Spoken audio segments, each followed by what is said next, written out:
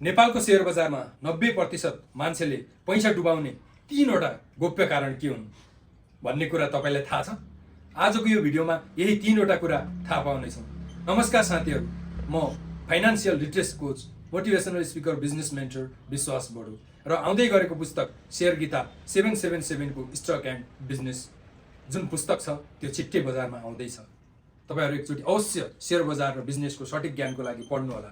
र साथीहरू, नेपालको शेयर बजारमा छिरेका 90% बढी मान्छेहरूले आफ्नो दुःखको जुन पसिना मेहनत गरेर कमाएका हुन्छन् त्यो किन डुबाउँछन्? के नेप्से वास्तवमै एउटा जुवा घर हो जहाँ भाग्य चल्नेले मात्र कमाउँछ, अरूको डुब्छ? यसको पछाडि कुनै अर्को खेल छ जुन आम लगानीकर्ताले कहिल्यै थाहा दिँदैनन्। वास्तविकता एकदमै फरक छ साथीहरू। शेयर बजारमा पैसा कम्पनी खराब भएर वा नेप्से घटेर मात्र डुब्दैन, बरु 90% लगानीकर्ताहरूले अनजानमा यस्ता 3वटा बलन्डर अर्थात् भयानक गल्तीहरू गरिरहेका हुन्छन्, जसको बारेमा सामाजिक सञ्जालका विभिन्न हल्लाबाजी गर्नेहरू र बजारका ठूला खेलाडीहरूले कहिल्यै पनि खुलेर कुरा गर्दैनन्। यदि तपाईँ पनि नेपालको शेयर बजारमा लगानी गरिरहनु भएको छ वा भर्खरै नयाँ लगानी सुरु गर्ने सोचमा हुनुहुन्छ भने आजको यो भिडियो तपाईको लागि एउटा लाइफ चेन्जिङ भिडियो हुन सक्छ। आजका दिनदेखि यी 3वटा गल्ती गर्न छोडिदिनुस्, नत्र तपाईको लाखौंको पोर्टफोलियो शून्य हुन सक्छ। भिडियोलाई 1 सेकेन्ड पनि स्किप नगरेर अन्तिमसम्म हेर्नुहोला, किनकि आधा ज्ञान बजारमा झन् बढी खतरनाक हुन्छ।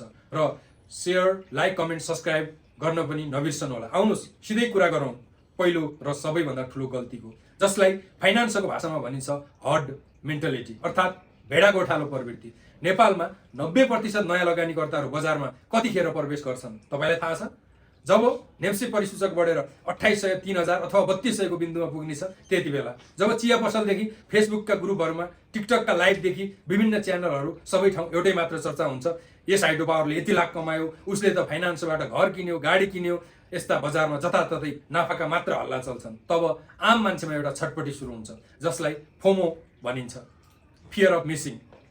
त्यसपछि सुरु हुन्छ असली बर्बादीको बाटो। मान्छेहरू हतार आफ्नो जो मुद्दती खातामा रहेको पैसा छ त्यो निकाल्छन्, सरसापट गर्छन्, डिम्याट खाता खोलेर बजारमा हाम फाल्छन्। उनीहरू आफै कुनै पनि रिसर्च गर्दैनन्। फलानो ग्रुपको यो शेयरको मूल्य यति चल्दैछ, ढिस्कानो ग्रुपमा यस्तो यस्तो हुँदैछ, क्लब हाउसमा यति हाइड्रो पावरले त यो सर्किट हान्दैछ भन्ने ती कुराहरू सुन्छन् र ती सुनेकै भरमा जीवनभरको कमाई एउटै शेयरमा हालिदिन्छन्। यहाँ एउटा कुरा बजारको कटु सत्य सम्झिनुस्, जब बजारको बारेमा चिया पसलमा सबैले कुरा गर्न थाल्छन् र जो पायो त्यही मान्छेले शेयर किन्न कुद्छन्, त्यो बजारमा छिर्ने बेला होइन, बरु बजारका बाठा र पुराना खेलाडीहरूले आफ्नो शेयर महँगोमा बेचेर निस्किने समय हो। हल्लाको पछि लाग्नेहरूले सधैँ टप प्राइज अर्थात् सबैभन्दा बढी मूल्यमा शेयर किन्ने र फस्ने गर्छन्। जब बजार ओह्रालो लाग्न थाल्छ तब डराएर फेरि घाटामै शेयर बेच्छन्, जसले गर्दा उनीहरूको पैसा बजारमा पुरै स्वाहा हुन्छ। अब जाउँ दोस्रो गल्तीतर्फ, no knowledge only perfect mindset अर्थात् बिना ज्ञान केवल मात्र नाफा खोज्ने मनोविज्ञान, प्रफिट मात्र चाहियो उनीहरूलाई। हामी एउटा 10-15 हजार रुपियाँको मोबाइल किन्नु अघि 10वटा युट्युब भिडियो हेर्ने गर्छौँ, बजारमा त्यसको मूल्य जाँच्छौँ, र्याम, क्यामेरा कस्तो छ भनेर त्यसका फिचरहरू चेक गर्छौँ। कपडा पसलमा जाँदा 200, 300, 500 को लागि बार्गेनिङ गर्छौँ। यहाँ हामी 2, 4, 5 लाखको शेयर किन्दाखेरि एकपल्ट पनि त्यो कम्पनीको नामसम्म पनि कतिपयले हेर्दैनन्, थाहा हुँदैन, राम्रै नहेरिकन किनिदिन्छन्। के तपाईँले कहिले सोच्नु भएको छ तपाईँले जुन कम्पनीको शेयर किन्नु हुँदैछ त्यसको वित्तीय अवस्था कस्तो छ, कम्पनीको नेटवर्थ कति छ, इभिएस कति छ, त्यो वास्तवमै नाफामा छ कि घाटामा छ? त्यसको पी रेसियो 90% मान्छेहरूलाई यी बेसिक शब्दहरू केही कुराहरू पनि थाहा छैन। उनीहरूलाई केवल एउटै कुरा थाहा छ, आज 100-200 मा किनेको भोलि त्योभन्दा 10-20 रुपियाँ बढेर 110, 120 हुनुपर्छ। शेयर बजार भनेको कुनै जातुको छडी होइन साथी हो, यो एउटा व्यापार हो। जब तपाईँ कुनै कम्पनीको शेयर किन्नुहुन्छ तब त्यो कम्पनीको पार्टनर बन्दै हुनुहुन्छ तपाईँ। त्यसैले अब बिना जानकारी, बिना अभ्यास कुनै पनि शेयर नकिन्नुहोस् बजारमा। जुन ठुलो रकम लगानी गर्नु भनेको आँखा चिम्लेर यदि गरिन्छ भने त्यो कुनै युद्ध मैदानमा आँखा चिम्लेर हतियार चलाउनु जस्तै हो, जहाँ आफैलाई चोट लाग्न सक्छ। र त्यस पछाडि अर्को मिस्टेक, तेस्रो नम्बरको मिस्टेक, जो सबैभन्दा खतरनाक गल्ती, जसले मान्छेलाई करोडपतिबाट सिधै रोडपति बनाउन सक्छ, त्यो हो uncontrolled risk and no stop loss अर्थात् जोखिमको कतिसम्म मैले जोखिम लिने भन्ने कुरा उनीहरूले त्यसलाई ख्याल नगर्नु। धेरै लगानीकर्ताहरूमा एउटा गलत भ्रम हुन्छ कि शेयर बजारमा आएपछि सधैँ नाफा हुन्छ, बजार सधैँ माथि जानुपर्छ। तर बजारको नियम उतार चढाउ नै हो, बजारको ब्युटी नै यही हो। बजारमा नाफा र जोखिम सँगसँगै हिँड्दछन्। 90% मान्छेहरू बजार घट्न थालेपछि भावनात्मक रूपमा कमजोर हुन्छन्।